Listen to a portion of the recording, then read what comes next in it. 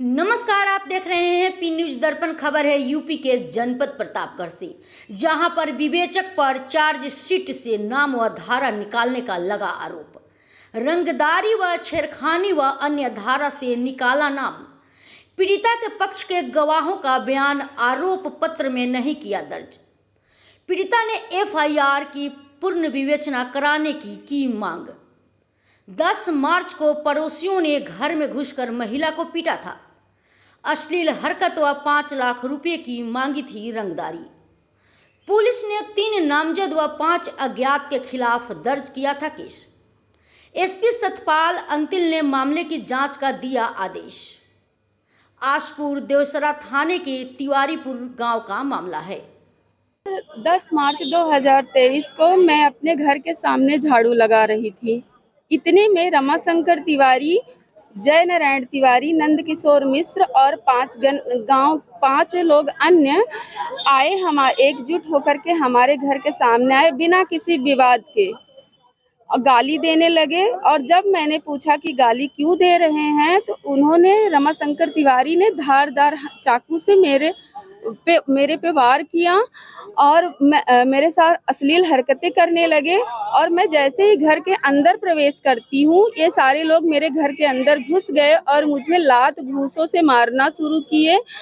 और जब इस शोर शराबे में मेरी माँ और बहन पीछे दरवाजे से अंदर आकर के घर में घुस रही हैं, ये जब छत पे जाकर शोर मचाई तो ये लोग जो है निकल के भागे। गांव के लोग भी वहाँ पे मौजूद थे, कुछ प्रत्यक्षदर्शी, जिसके साथ और मुझे कहने लगे कि अपनी माँ बाप से कह दो कि 5 लाख रुपए मुझे दे दें, रंगदारी नहीं तो मैं तुम्हारे परिवार को जान से खत्म कर दूंगा।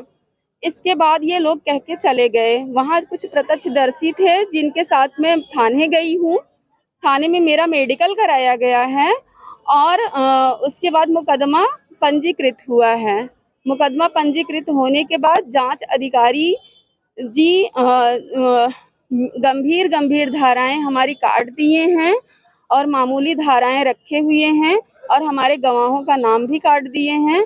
इसी संबंध में मैं एसपी ऑफिस आई थी कि मेरी जो विवेचना हुई है वो गलत हुई है, कृपया हमारा सहयोग करें। जांच अधिकारी का क्या नाम है? शैलेंद्र मणि त्रिपाठी, जो आसपुर देवसरा थाने में दरोगा हैं। उनके द्वारा गलत रिपोर्ट लगाई गई है। वो भी विपक्ष के प्रभाव से प्रभावित थे। तो आज आप आपके पास आई? आज मैं एसपी साहब के पास आई थी यही फरियाद लेकर के कि मैं चार्जशीट देखने के बाद पूरी तरीके से हतोत्साहित हूँ, मुझे न्याय दीजिए। क्या कहा उन्होंने कहा कि ठीक है, मैंने एप्लीकेशन दिया तो उन्होंने कहा ठीक है, मैं सीओ साहब को आदेश देता हूँ, वो जांच करेंगे। क्या नाम है आपका? मेरा मनीषा तिवारी। तिवारीपुर, पूरे बंसीधर, आसपुर देवसरा थाने की रहने वाली।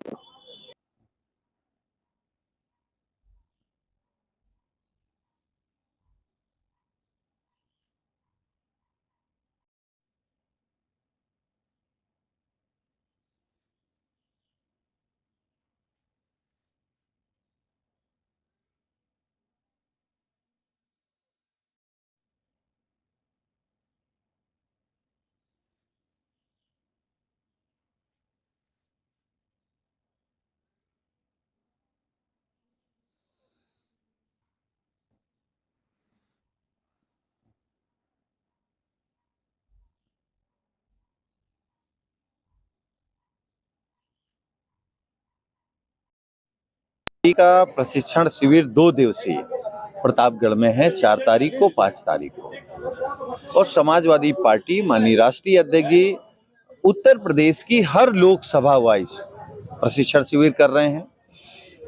कई जनपदों में, कई लोकसभा क्षेत्रों में प्रशिक्षण शिविर हो चुका है। प्रशिक्षण शिविर में हमारा जो बूथ के अध्यक्ष हैं, सेक्टर के प्रभारी हैं, जोन के प्रभारी हैं, ब्लॉक के हमारे नेता हैं, विधानसभा के नेता हैं, उन सबको डेलीगेट बनाया जा रहा है। लगभग प्रतापगढ़ के प्रशिक्षण शिविर में 4,500 डेलीगेट सभी विधानसभाओं को मिलाकर के बने हैं। इनमें प्रशिक्षण शिविर में अलग अलग मुद्दों पर प्रोफेसर हैं, अलग अलग विषय के जो जानकार लोग हैं, उनका सेशन होता है। वो लोग बताते हैं, कोई समाजवाद लोकतंत्र पर अपने विचार रखेगा, कोई देश में जाति जनगणना क्यों जरूरी है, समाजवाद कितना जरूरी है, देश में बढ़ती महंगाई, बेरोजगारी पर, किसानों की समस्या पर, सोशल मीडिया की मैनेजमेंट पर, चुनाव प्रबंधन पर, अलग अलग विषयों पर हमारे जो जानकार लोग आएंगे प्रशिक्षण देने, वो बोलते हैं।